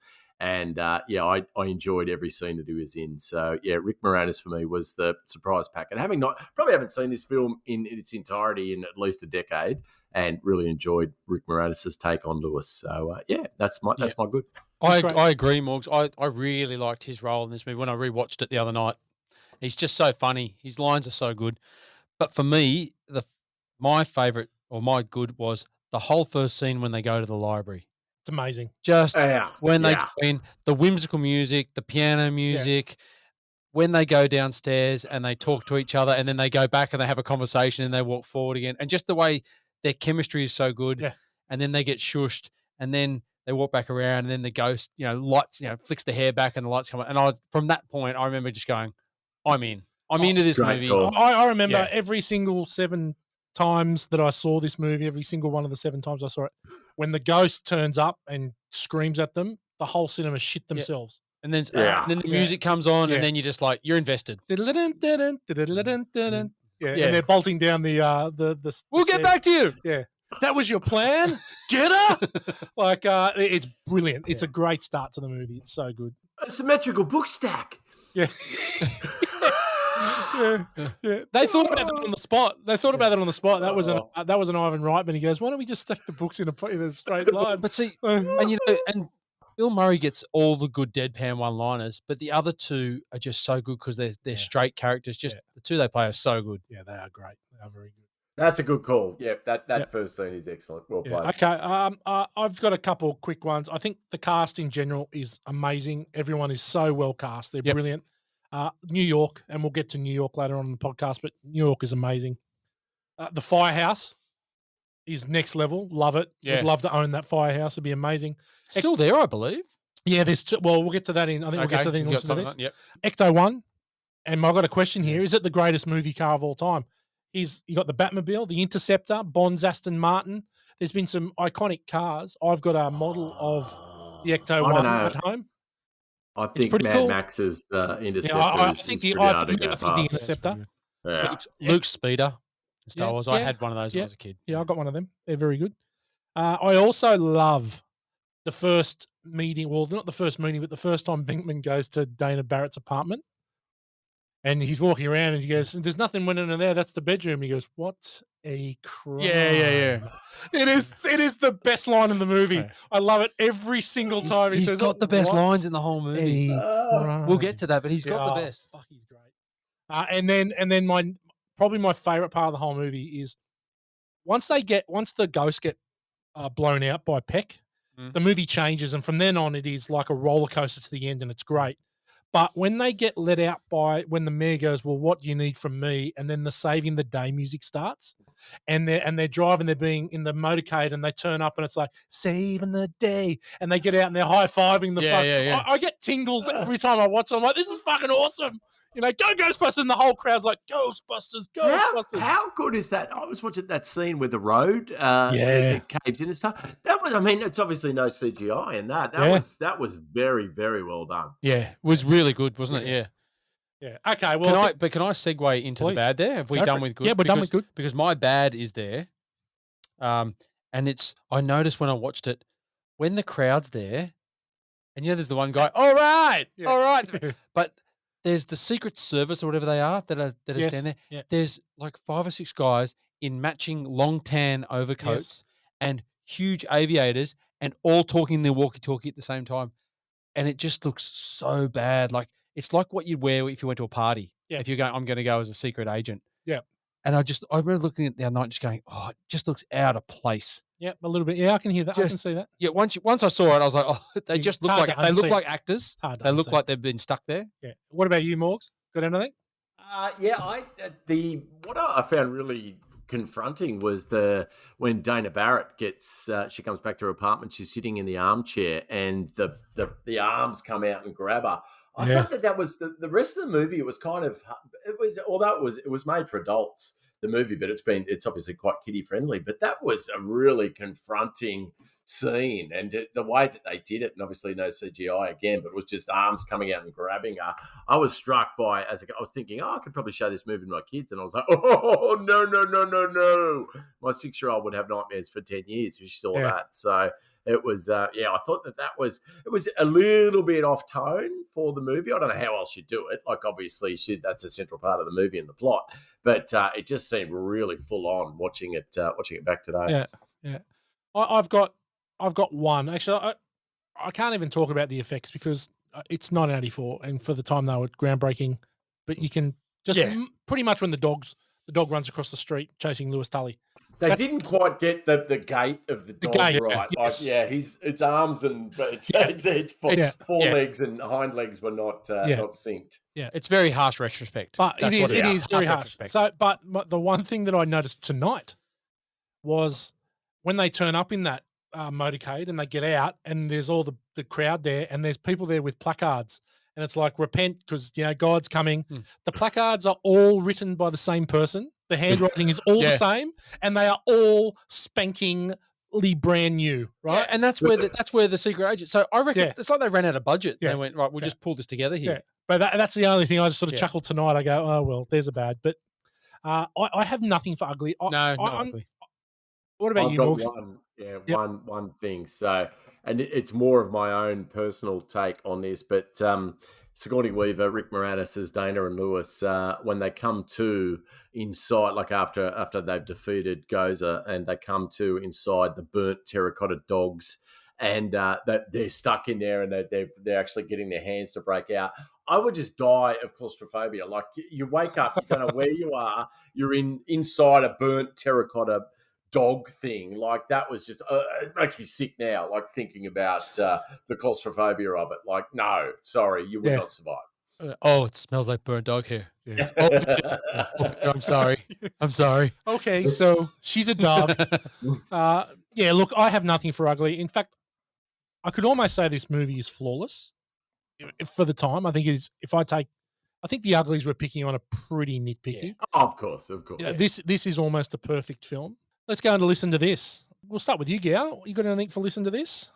I think we've been through a lot of mine. I mean, I've got down here Lewis Tully at the party. It's all ad-libbed. So were all of Bill Murray's lines, the Slimer scenes, referring to John Belushi.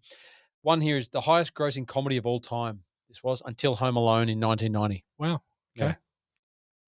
And it's Columbia Pictures' highest grossing film of all time when it's adjusted for inflation. Yeah. It's a cracker. What about you, Morgs? You got anything? Only this, there was a call of plagiarism on poor old Ray Parker Jr. on his Ghostbusters song. Huey Lewis and the News were actually asked to write the song for the movie and declined. But then they got the shits because they thought that Ghostbusters sounded too much like their song, I Want a New Drug, which is, it's very, there's only 12 notes in music. So it's difficult. And in the entire history of pop music, there's always going to be some similarities there. But I don't think old mate Ray Parker Jr. was listening to Huey Lewis in the news when he wrote Ghostbusters. So that seems a little petty by old mate Huey Lewis, but yeah, that was definitely interesting. And I know that it's something that pops up a lot in pop music. And poor old Men at Work copped it when they had to pay the estate of Kookaburra Sits in the Old Gum Tree for Down Under, which is just absolute bullshit. And I think that was peak over froth on people claiming that that people are taking interpretations from their music. But Ray Parker Jr., Huey Lewis. Massive issue that because then they did that in concert, Men at Work. Like they were playing the song, and just riffing, and then they changed it straight into that, and that showed the similarity. So, but mate, Huey Lewis in the News, I was massive Huey Lewis guy. Oh mate, that massive. Was awesome. Hip to Be Square. Yeah. The Power of Love. Power of Love's massive. Love it. Back to the Future. Yeah. If this is it. Let me know. Okay, I got a couple. Sigourney Weaver floating in the bedroom. Yeah. That was a practical effect. So obviously there's no CGI. She was in a full body cast and there was a pole in the curtains that rose her up and could spin her. And apparently Ivan Reitman thought that up from his time on Broadway. He'd seen a similar sort of effect. So that's pretty freaking cool. Yeah. Yeah, very cool. The firehouse is actually 2 different firehouses in 2 different cities. Okay. Yeah. So the first one, the exterior is New York and the interior is in LA. Now, the interior has been used in another movie that we absolutely love here on Born to Watch that we are yet to do. Oh, I was going to say, was it Backdraft? Nope. Who's the fires? No? Nope. The firehouse is Egg Shen's I was going to say warehouse in Big Trouble in Little China. Okay. No. Yeah. If you watch watch Big Trouble in Little China, you will see it is the same firehouse internally. That's in LA. Gow, did we go to both those firehouses? Because we spent a bit of time in New York and LA, so I presume that we went to both of them. That's in San Fran, because we definitely went to San Fran. Anyway, it's time for 1 degree of Kurt Russell, and this one was a very tough one. Sorry for cutting you guys off, but I could already hear people snoring in the future. It's 1 degree of Kurt Russell. Anyone have anything for this? No. I couldn't find one. Morgs? I know you wouldn't. I never looked. I couldn't find it. I actually took a bit of a deep dive. Couldn't find a 1 degree Kurt Russell. That's the first week. I reckon Johnny Bull's got this. Johnny Bull, you ride in next week, and I reckon you'll smash this. Yeah. Well, there's none, but we'll see whether someone can send us a message on the line. Let us know if they can find a 1 degree of Kurt Russell in Ghostbusters. Let's move into notable quotables. And Morgs, you got any? Venkman and Rick Moranis. I think Rick Moranis, the whole scene where he hosts the party is just brilliant. And to learn that a lot of that was ad-libbed just excites me even more. So the fact that he's riffing on the price of salmon and when he gives it to old mate because he's in receivership and his wife is still drawing a salary from a bonus from 2 years ago. I think that whole bit is fantastic. But look, everything, I think Bill Murray steals most of the best lines in the movie. So. What about you, Gow? Well, there's a couple of really short, iconic ones, like "Don't cross the streams." Yep. Every bloke has said that in his life toilet. at some stage in the to toilet. his mate. Yeah, definitely at the trough. Yep. Aiming at Harold. Whoa, whoa, whoa, whoa! Nice shooting, Tex. Great. Yeah, that's an awesome one. One of the other ones we didn't get to with Walter Peck was, which he copped a lot of flack for after me, was everything was fine with our system until the power grid was shut off by Dickless here. They caused an explosion. Is this true? Yes, it's true. It's true. This man has no dick. One of the greats. It's still funny today. Yeah.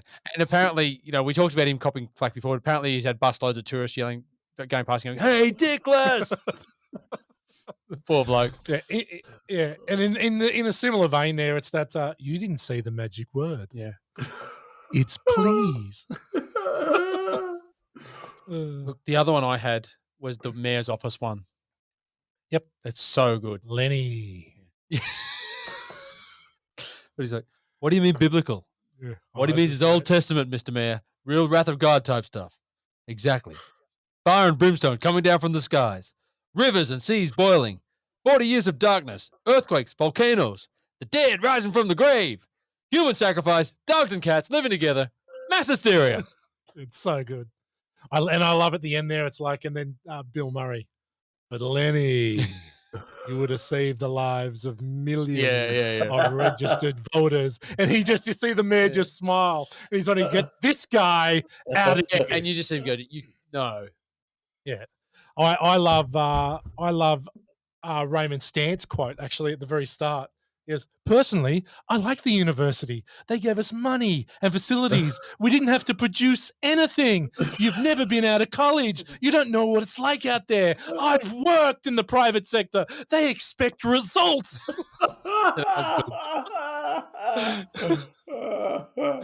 Yeah, it's so freaking good. And I love when they go to the very first one, when they go to the hotel, and it's like, I think we better split up. Good idea. Yeah, we can do more damage that way. Oh, mate, it's so good. I love no job is too big, no fee is too big. I actually use that quite a bit. Yeah, very good. Very good. All right, I think we're just about done for quotes, man. There's 1,000. Oh, there's tons in there. There's 1,000. Like, we haven't even gone, where do these stairs go? They go up. Yeah, okay, so she's a dog. There's heaps. She sleeps above the covers, 4 feet above the covers. There's 1,000. 4 feet above the covers. All right. But anyway, we've gotten now to one of the greatest segments on Born to Watch. And last week, it hit heights that it has never hit in the history of this podcast.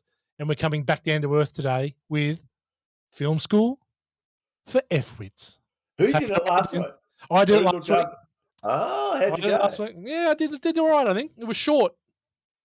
No, it was short. All right. Well, I'll try and make it short this week. But yes, fellow F-Boys, it's good to be back. Obviously, I've spent the last couple of weeks in the USA, so I've given the boys a bit of a bum steer tonight too. I told them I was going to do my favourite film set in New York, but fuck that. I'm in fact going to honour my time in the Deep South, and I thought I'd do instead my favourite films set in the Southern USA, and also one particular shit one. So first up, I'm not going to do the obvious ones like your Forrest Gumps, your Mississippi Burning, which is a favourite of Gow's, the sicko, and all the John Grisham adaptations which we've seen. So these are just my personal favourites of films set in the Deep South of the USA, just to honour my trip around there. And the first one is it's one that we probably all suffered through in English in about year 9, which was it's actually a great book and an amazing film as well. To Kill a Mockingbird with Gregory Peck. So obviously set down there in Deep South with Gregory Peck as Atticus Finch and as a lawyer trying to get an African American man off a charge there. And it's a black and white film. If you haven't seen it, it's definitely worth a look, fellow F-wits, and something that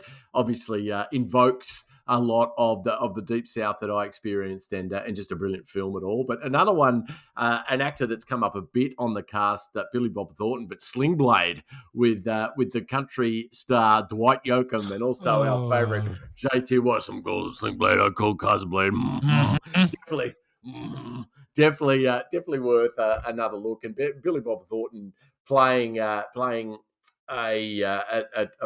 character that struggles, and I'm not sure of the term you're allowed to use to describe his character, but struggles intellectually. Thank you. And it's definitely worth a look. A funny one though that I hadn't really thought of until I started doing some investigations on the Deep South and movies, but Smokey and the Bandit. Burt Reynolds, Sally Fields, Jackie Gleason, and let me just read you the. I know this is normally Gow's bag, but let me read you the synopsis. So, Big Anus wants to drink Coors at a truck show, but in 1977 it was illegal to sell Coors east of the Mississippi River without a permit. So truck driver Bo Bandit Darville agrees to pick up the beer in Texas and drive it to Georgia within 28 hours. When Bo picks up hitchhiker Carrie, he attracts the attention of Sarah Buford T. Justice. Angry that Carrie will not marry his son, Justice embarks on a high-speed chase after the bandit. So how many times have we seen Smokey and the Bandit? And I haven't really thought about the plot of it. But, look, I've been east of the Mississippi River. I know exactly where they're talking about, and it has zero relevance on this subject, but just wanted to say that I've been there. And another one, a more recent contemporary film that I really enjoyed set down there in the South, but was The Blind Side with Sandra Bullock, Tim McGraw. So about it's the NFL flick with the kid that they pick up. He's Michael O'Hare. But that's it. Offensive lineman and protects the blind side. Really, surprisingly good film, and Sandra Bullock's excellent in it. So Won an that's Academy one Award. one you can watch with the kids, and I think worth a look, fellow F-wits. This couldn't have this topic without revisiting the backwards of Atlanta, which I didn't spend a lot of time in Atlanta, but I wish I'd gone to see Deliverance Country with obviously John Voight, Burt Reynolds again, Ned Beatty with a role that he will never let down. And again, let me read a synopsis of it for you. 4 city-dwelling friends decide to get away from their jobs, wives and kids for a week of canoeing in rural Georgia. When the men arrive, they're not welcomed by the backwoods locals, so stalk the vacationers and savagely attack them in the woods. Reeling from the ambush, the friends attempt to return home, but are surrounded by dangerous rapids and pursued by a madman. Soon, their canoe trip turns into a fight for survival, and Ned Beatty gets rooted up the bum. I may have paraphrased a bit at the end there, but yeah, Deliverance, incredible film, and certainly one that I was very aware of as I was blasting through the South on the top of my Harley. This one's this is a bonus film actually, but it's not strictly where I was on my tour, but it's actually from West Texas, which was a couple of states away. But Friday Night Lights, Billy Bob Thornton yet again, who's turned up a bit in this particular segment. But what a great flick! I really enjoy. I can watch this all the time. I love sport flicks. And this particular true story adaptation about West Texas football, high school football. It's funny, we're listening to the radio a lot when we're riding through these states, and there are actually a lot of adverts for Friday night football being a thing that the whole community comes and enjoys and rallies around, and to realise that it was an actual thing that these communities get behind. It was pretty cool, and it was something I really enjoyed on the back of my hog. In the Deep South, and it was definitely something we'd hoped to go and see a Friday Night Lights game, but didn't get around to it because we're at the pub getting lit the fuck up.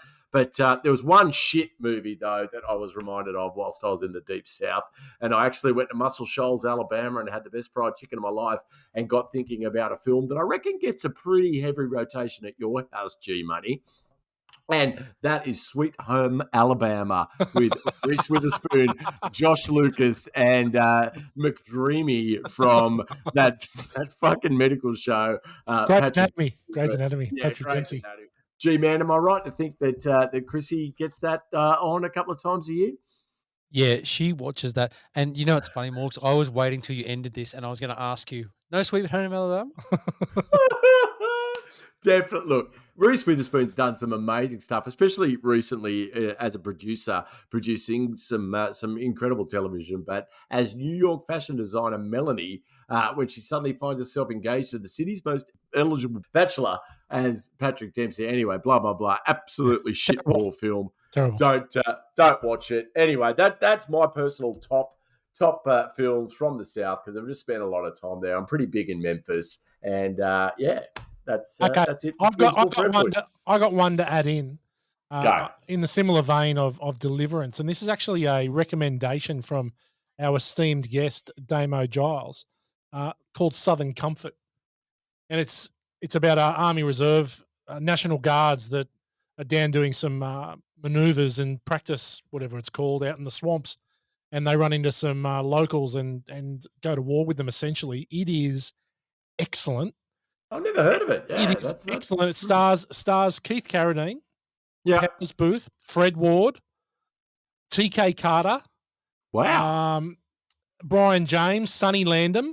It's directed by Walter Hill. It's a cracking movie, and if you've not seen it, Powers Booth, yeah. If you have not seen it, do yourself a favor and find, for you boys, it's on Plex. Definitely watch Southern Comfort. It's really, really good. I'm going to give that a go this week. Thanks, Damo. Yep. Great call. Yep. Well done. Okay. Well done, Dan. That was very good.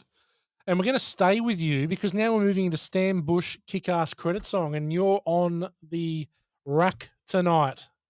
Quite literally. It was. I definitely got in rewatching Ghostbusters. As I said, it's probably a decade since I've seen it in full, and I watched it. I just enjoyed it thoroughly the way through. Not a lot of dead spots. It just came back, and it was really comforting to watch it again.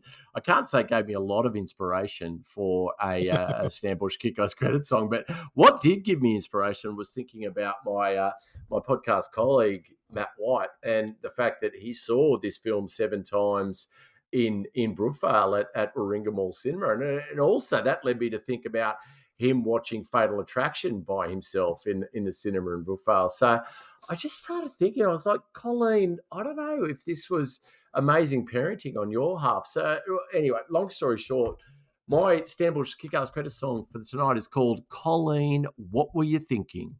And here we go. Mum will love this. Magical Brookvale, get anything you need. If those Ruxskis drop the nuke on us, it's here that we would flee. Warringah Mall Cinemas, young Whitey gravitates to you. Seeing all the movies, 80s, early 90s too. His mum Colleen works around the corner, she gives him $4.50. See anything you want, my son, then see it again just as swiftly. Ghostbusters, 7 times. Batman, mighty fine. Fatal Attraction. Now, hold on just a sec. Colleen, what were you thinking? I think you may have overstepped.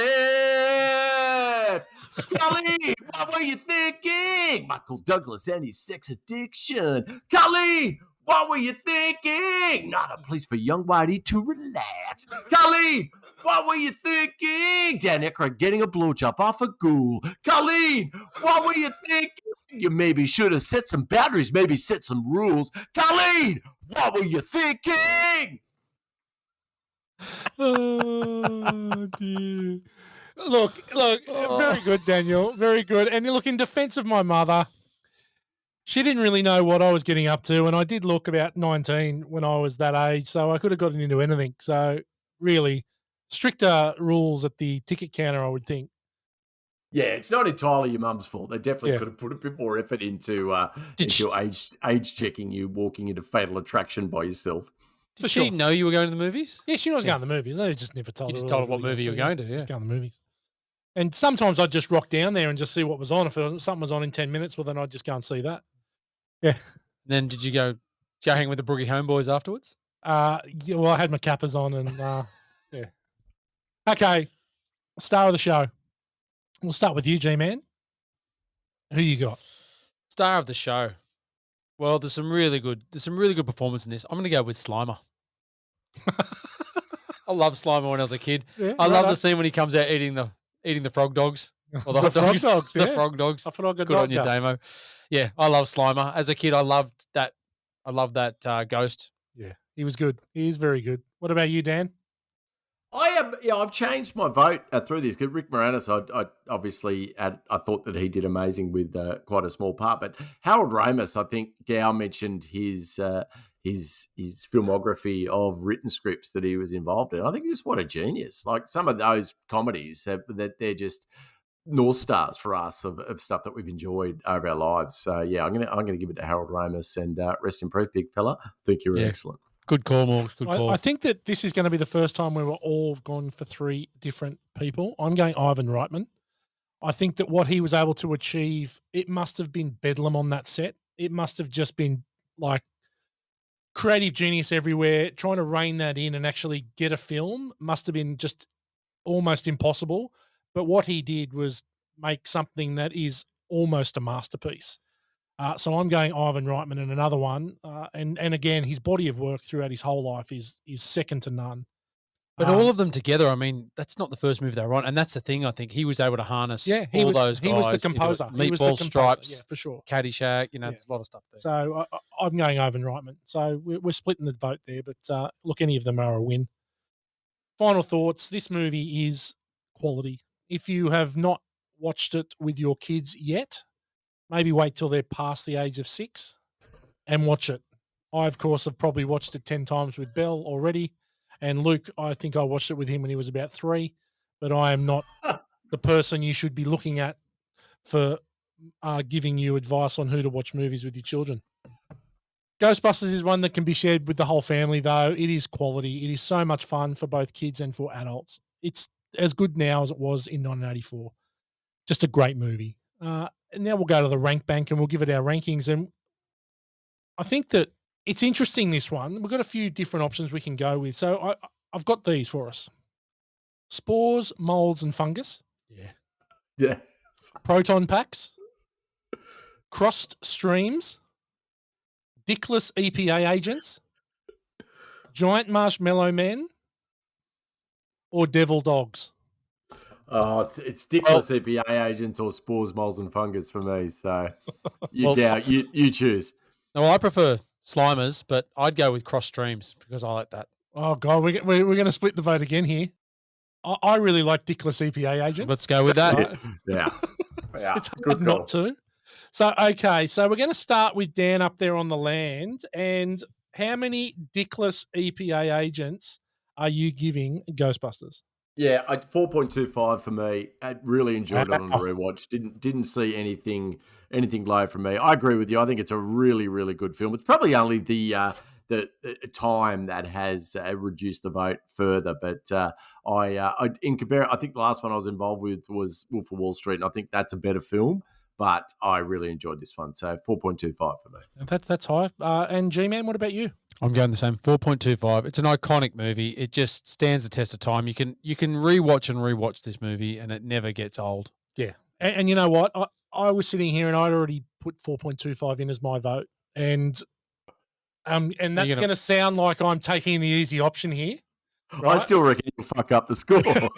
Yeah, so I'm giving it 4.25. Actually, I've just put 4 in. Fuck, I tell you what, I can't do this. 4.25, and I'm telling you, I don't even need to do the formula here in the spreadsheet. That's 4.25. I think that is quite good. And where does it put us? Let me just check where we are. In the rank bank. Okay, so Gow, where does this put Ghostbusters in the pantheon of Born to Watch movies? Okay. It puts us into equal 4th spot. Wow. Oh, wow. With Die Hard and Full Metal Jacket. Yeah. So I think three movies on 4.25, right below First Blood at 4.33.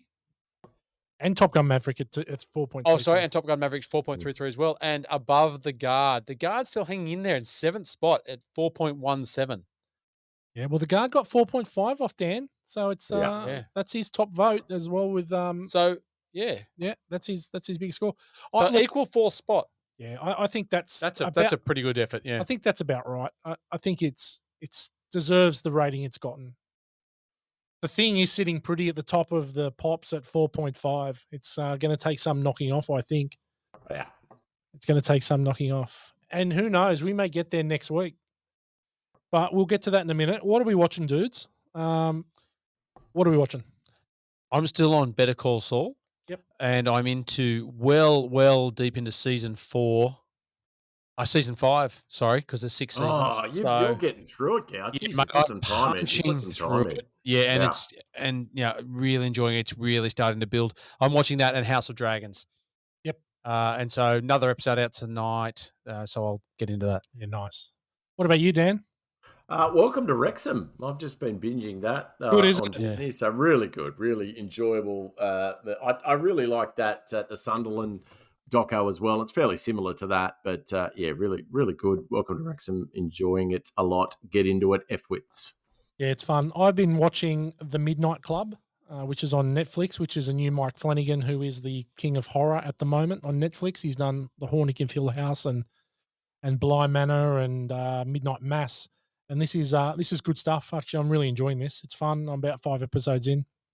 It's cool. It's worth a watch, guys, if you like something a little bit spooky, because it is October. Seems to be the trend for Halloween. We are starting to adopt American holidays as if they are our own. And as such, let's talk about what we're going to do next week. And I think we're going to stick with the scary theme, and we're going to go to a special movie, which is going to be difficult not to prematurely adulate about. But it did win all major Academy Awards, starring Jodie Foster and Anthony Hopkins in his signature role. What is it, Gow? The Silence of the Lambs. There it is. And this should be a lot of fun. This is probably the darkest movie we've done to date. This is going to be a good discussion. Yeah. Hello, Clarice. He puts the lotion on his skin. It puts the lotion in the basket. And next week, I believe that it is Gow's turn for kick-ass credit song. This will be interesting. How do you make a kick-ass credit song out of Silence of the Lambs? Do you just call it Precious after the dog? Well, we'll wait to see. Do you call it Lotion on the Skin? Oh, there's a lot of options here. No doubt we'll come up with something terrible. Yeah, I'm thinking it might be about something about Buffalo Bill's mullet. Could be. Yeah, could be. We'll find out the next episode. Yeah, can't wait. Not can't giving wait anything away. Look, from us here at Born to Watch, it's farewell until next week. So thank you very much for listening, and we'll see you next week for Silence of the Lambs. See you, watchers. See you next week. In case my wife's listening, I didn't really root Star Wars bra. Yeah, I'm tipping she doesn't get this deep into the podcast, Dan. But anyway, No, I'll let her know as well. I was like Dan Aykroyd. I just got a gobby. Bye for now.